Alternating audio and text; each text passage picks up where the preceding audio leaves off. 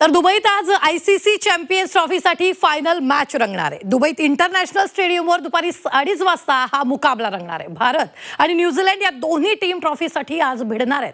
तब्बल 25 वर्षांनी भारत आणि न्यूझीलंड चॅम्पियन्स ट्रॉफीच्या फायनलमध्ये एकमेकांसमोर उभे ठाकतील। रोहित शर्माच्या नेतृत्वात टीम इंडियाने ग्रुप स्टेजमध्ये पाकिस्तान, बांगलादेश आणि न्यूझीलंडचा पराभव केला, तर सेमीफायनलमध्ये ऑस्ट्रेलियाला नमवत फायनलमध्ये दिमाखात प्रवेश केला।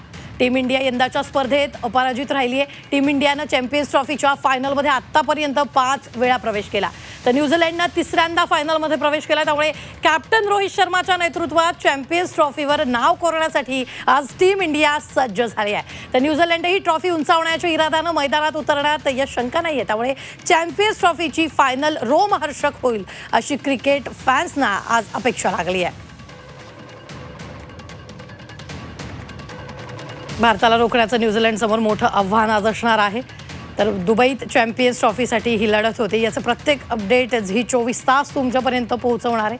मात्र भारत विरुद्ध न्यूझीलंड यांच्यात आज मोठा महामुकाबला होणार आहे। चॅम्पियन्सचा थरार आज आपल्याला पाहायला मिळणार आहे। तर या संदर्भात ताजे अपडेट देत आहेत आपले प्रतिनिधी आशिष उदास। आशिष, आपण जर पाहिलं तर यावेळी 25 वर्षांनी न्यूझीलंड आणि भारत फायनलसाठी एकमेकांसमोर उभे ठाकलेत। काय नेमकी आजची रणनीती टीम इंडियाची असणार आहे? रुबीना, आजची मॅच खरंच रंगतदार होणार आहे, कारण पहिलं तर दोन्ही टीम मातब्बर आहेत। दोन्ही टीम्सच्या ताफ्यात मोठी खेळी करणारे खेळाडू आहेत। जर टीम इंडियाकडे पाहिलं तर विराट कोहली, शुभमन गिल हे मोठी खेळी करतायत। तसंच बॉलिंग डिपार्टमेंटची जबाबदारी आपल्याकडे मोहम्मद शमी आणि वरुण चक्रवर्ती सांभाळत आहेत। मिडल ऑर्डरला KL राहुल, लोकेश राहुल, हार्दिक पांड्या, अक्षर पटेल आपली मोलाची भूमिका बजावत आहेत। तर दुसरीकडे न्यूझीलंडच्या ताफ्यात Rachin Ravindra, Kane Williamson, Tom Latham, Glenn Phillips अशी मोठी खेळी करणारे खेळाडू आहेत। प्लस स्पिनर, त्यांची फिल्डिंगची जी आहे ती पण तेवढी स्ट्रॉंग आहे। त्यामुळे भारतीय फलंदाजांना थोडं आज रन करताना एक आव्हान असणार आहे त्यांच्यासमोर। आशिष, आजच्या पूर्ण खेळाची जबाबदारी किंवा मदार म्हणता येईल कुणावर असेल?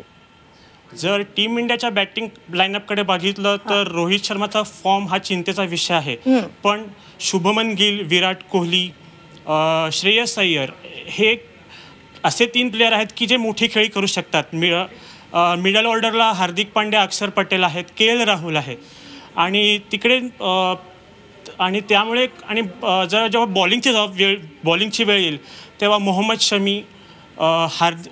शमी, रवींद्र जडेजा, वरुण चक्रवर्ती ही आपली नक्कीच छाप पाडतील यात शंका नाही। निश्चित आशिष, 1 मिनिटासाठी फक्त थांबवते। आपण जर पाहिलं तर सध्या दुबईच्या मैदानात थोड्याच वेळात भारत विरुद्ध न्यूझीलंड असा हा सामना रंगणार आहे। आपले प्रतिनिधी आशिष आपल्या सोबत आहेत। आशिष, 25 वर्षापूर्वीच्या पराभवाचा बदला आज घेतला जाईल, काय वाटतंय? 25 वर्षापूर्वीच्या पराभवाचा नक्कीच आज बदला घेतला जाईल, कारण टीम इंडिया सध्या प्रचंड फॉर्मात आहे।